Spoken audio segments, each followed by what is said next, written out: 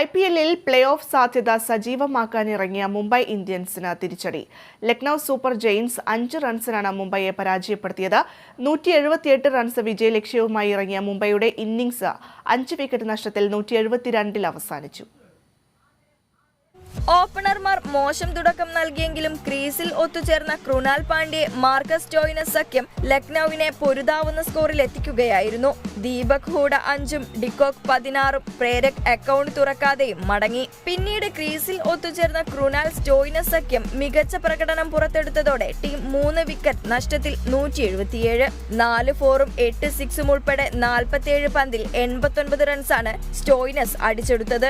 Chris Jordan എറിഞ്ഞ 18-ാം ഓവറിൽ 24-ഉം Bahrain ഡോഫിന്റെ 19-ാം ഓവറിൽ 19 റൺസാണ് താരം അടിച്ചെടുത്തത്. പരിക്കിനെ തുടർന്ന് റിട്ടയർഡ് ഹേർട്ടായി മടങ്ങിയ നായകൻ കൃണാൽ പാണ്ഡ്യ 42 പന്തിൽ 49 റൺസ് എടുത്ത് ഇന്നിംഗ്സിൽ നിർണായകമായി. 17-ാം ഓവറിന്റെ തുടക്കത്തിലായിരുന്നു കൃണാൽ കളം വിട്ടത്. നിക്കോളാസ് പൂരൻ 8 റൺസുമായി പുറത്താവാതെ നിന്നു. മറുപടി ബാറ്റിംഗിൽ തകർപ്പൻ തുടക്കമാണ് ഓപ്പണർമാർ മുംബൈക്ക് നൽകിയത്. പവർ പ്ലേയിൽ ടീം സ്കോർ 58-ൽ എത്തിച്ചതിന് പിന്നാലെ ഇന്നിംഗ്സിൽ 90 റൺസ് സഖ്യം കൂട്ടിച്ചേർത്തു. സൂര്യകുമാർ യാദവ് 2 അക്കം കാണാതെ മടങ്ങി. പിന്നാലെ നെഹാൽ വധേരയും മടങ്ങിയതോടെ മുംബൈ സമ്മർദ്ദത്തിലായി. ഇമ്പാക്ട് പ്ലെയറായി മടങ്ങിയ വിഷ്ണു വിനോദിനും കാര്യമായൊന്നും ചെയ്യാനായില്ല. അവസാന ഓവറിൽ ജയിക്കാൻ 11 റൺസ് വേണമെന്നിരിക്കെ 5 റൺസ് മാത്രം വിട്ടുകൊടുത്ത് മോസിൻ ഖാൻ ലക്നൌവിന്റെ ജയം പൂർത്തിയാക്കി.